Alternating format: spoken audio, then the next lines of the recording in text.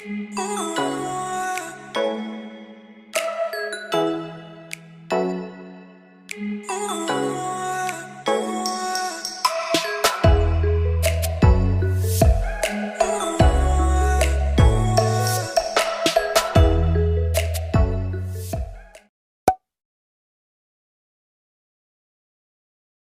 hi guys! Welcome back to my channel. For today's vlog, magkukulay tayo ulit ng buhok, which is kukulayan naman natin siya ng ash purple. So, if you want to know how, just keep on watching. So, I know it's been a while since I've done this vlogging, which is, my last vlog is about how to bleach hair and toning it. So, ngayon, magbabago na naman tayo ng hair. Actually, my hair is different right now. It's kinda, kung makikita nyo, wait lang. Ayan. Ewan ko, sa camera siya, medyo lavender, lilac ang kulay niya. Pero sa tunay na buhay, it's kind of silvery, metallic gray. And parang nananawa na ako. Don't mind this, kasi nag-patch test ako kahapon nung ikukulay ko, kung kukulay ba siya dito sa yellow, naging dark ash blonde na ng buhok ko kasi I retouch it with bleach. But yeah, don't mind it kasi nag-patch test lang ako kung okay ba sa akin yung pangkulay, which is yon. So, gusto ko ngayon, actually gusto ko yun nandito sa camera, pero hindi siya ganito in real life. It's more on metallic gray. So, nag-try akong maghanap ng pangkulay na medyo may hint ng lightness with the purple. Nagigits ba? Anyway, yun nga. So, although I've been buying or I've been having this hair color brand before, pero sa ibang shop ko siya nabibili. Pero ngayon nakita ko siya sa Shopee, which is Technicolors Manila, na hair color. So, ito yung hair color na yon. Ayan. Ayan. Ash purple yung ikukulay natin, which is ito. Pero makikita nyo sa bote is dark. So, medyo kinakabahan ako kasi hindi ako sanay na dark hair ang buhok. So, sabi dito, nabili ko kasi siya sa Shopee. I will link the... I will link... ilalagay ko sa description box sa baba yung link kung saan ko binili itong hair color na to. Okay, so, hindi na to kailangan pa ng developer para ilagay mo sa buhok. Ready na siyang ilagay nyo kagad sa buhok niya. So, ready to apply. Yun ang sabi dito. Then, nakalagay din dito is no ammonia or peroxide. And 25 ml na itong nabili ko. Pero dun mismo sa shop ay meron pa silang mas malaking lalagyan or mas malaking ml nitong hair color na to. Pero unfortunately, ito lang yung available nilang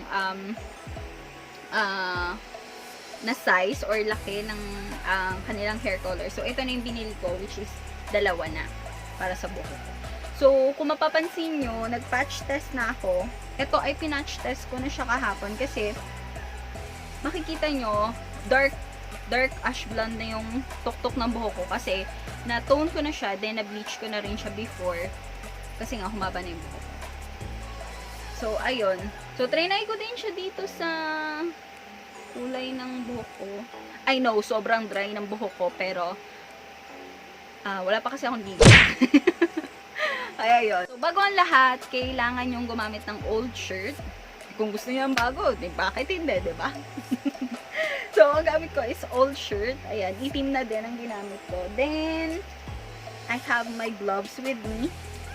Then, shuk-shuk, pang section ng buhok kasi need talaga yon. Then, syempre, hair colors. Ayan. Ang ating Technicolor Ash Purple hair color. Yung brush natin, and yung lalagyan. Then, meron akong ready dito sa gilid lang na salamin in case na kailangan kong ipantay yung sa likod kong part ng pag-hair color. So, kung ready na kayo, ready na din ako. So, let's go! Kulayan na natin ang ating buhok.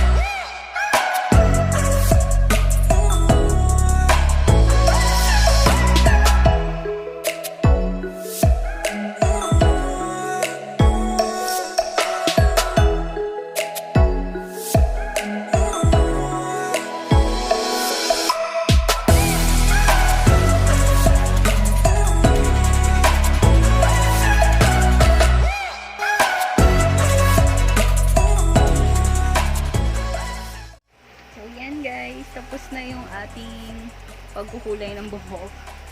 So, sana maganda yung pagkaka-apply ko sa likod kasi hindi talaga ako nakakuha ng tira. Although, nililive ko siya ng matagal na oras kasi actually parang conditioner siya. Tapos may natira pang onte. Okay ba? Ayan, may natirang onte. So, ikakalat ko pa siya sa buhok ko kaysa itapon ko kasi sayang. So, ililive ko siya bago ako maligo. Ang bango niya, guys. Sobrang bango. So, yun yung maganda dito sa pangkulay na to. So, semi-permanent. Mahuhulas din siya. Sa pagkakaalam ko. I mean, wala din yung kulay niya or mag-fade din yung kulay niya. So, dinadagdag ko lang yung mga nadagdag ko lang sa mga sparse area. Lalo na dito sa part hindi ko kita. So guys, balikan ko kayo after kong mabanlawan tong ating buhok. Okay? Bye guys! So, hi guys! So, eto na yung buhok ko after ko siyang mabanlawan. So, as you can see, medyo darker siya dun sa akala kong kulay niya, which is ash purple. Siguro, papakita ko sa inyo after a week ng kulay nito, after nitong video na to. But then, okay na naman siya. Medyo orchid type of purplish color siya. And, medyo na-vivan ko naman siya kasi, yun lang. First time ko kasi mag-purple na buong buhok. It's either nagpo-purple lang kasi ako sa baba ng buhok ko, or dito lang. Then, ngayon, naisipan ko nga, dahil gusto ko nga mag-try ng ash purple, but then, hindi yung kulay na na-achieve ko. Pero, okay lang din naman kasi natuwa ako. So, what I expect on the product, kasi yung product is parang conditioner lang na nilalagay mo sa buhok mo. So, parang nilive ko siya sa buhok ko for about 2 hours.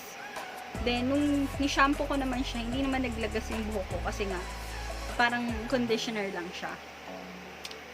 Then, as you can see, hindi naman gaanong dry yung buhok ko. Medyo shiny nga siya.